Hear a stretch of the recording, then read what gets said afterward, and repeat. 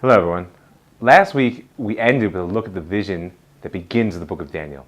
It was a vision of an idol, a head of gold, chest and arms of silver, belly and legs of brass, feet, legs of iron, and feet of iron and clay. This week I want to use that vision as a bridge to move forward in history. First of all, it's important to understand, aside from whatever metaphysical images that are being used there, what exactly that vision comes to teach us. And I would argue that it's a model. It's a model for history, in particular a model for history in a framework of exile.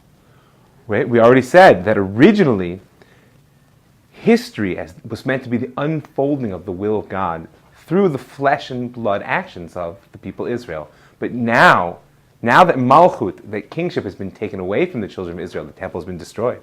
Israel is in the Babylonian exile.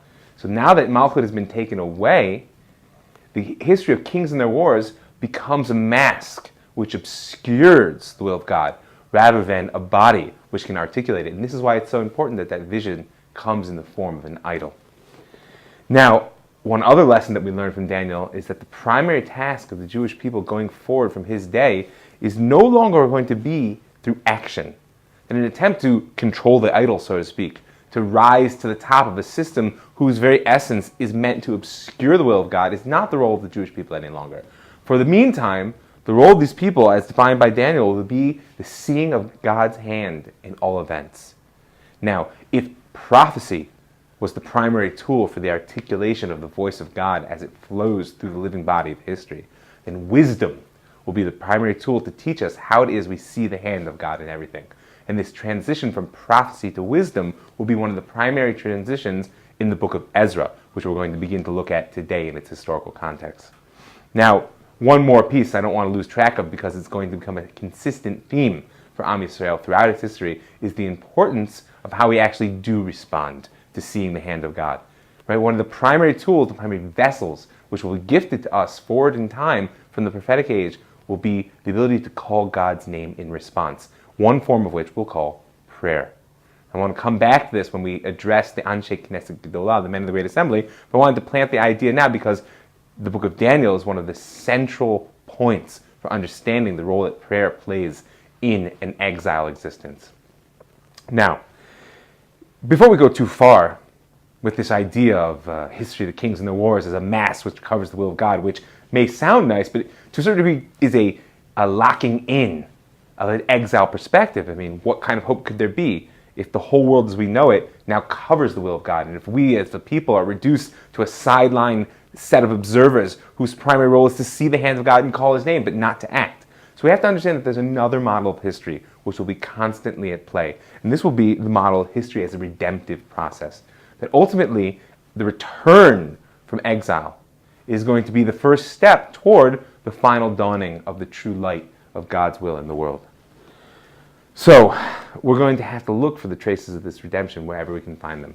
And one of the primary locations for it in the Tanakh happens right at the beginning of the book of Ezra. We open up the book of Ezra, we're introduced with a declaration from the king Cyrus. A little bit of background. Nebuchadnezzar, the king of Babel, destroyed the first temple, remember, in 586. I said that I'm going to use the secular dates for convenience and also in order for your abilities to cross-reference to secular sources, but just be aware that these dates are not without controversy.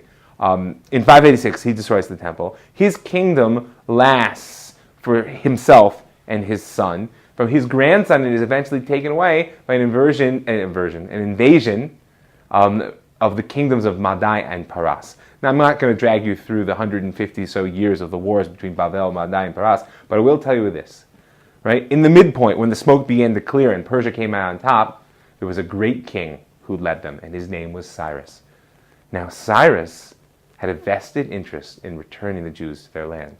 Why would that be? Well, let's look what it says in the book of Ezra. When we open it up, his declaration reads like the fulfillment of every dream. Remember that Am Yisrael had in its hands the prophecies of Jeremiah that told them that the exile would last for 70 years. And along comes Cyrus, king of Persia, and he declares that the word of the Lord by the mouth of Jeremiah might be fulfilled, that all of the people should go back. Go back.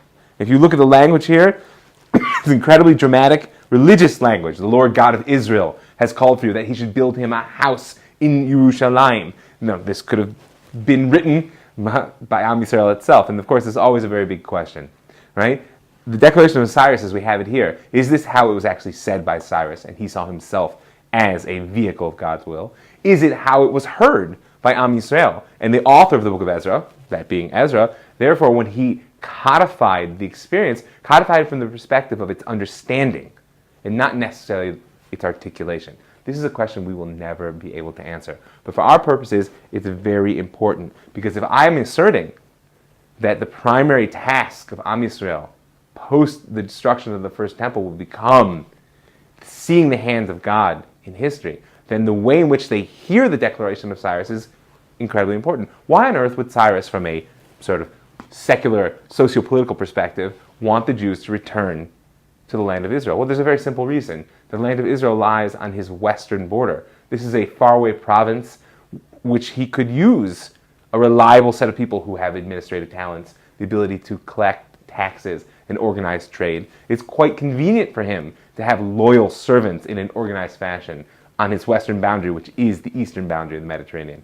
At the same time, the reason that Cyrus, in the mind of the sages, will be the arms and chest of silver in the idol that was shown to Nebuchadnezzar is because it is his hands that will take the active role of returning Am Yisrael to its land.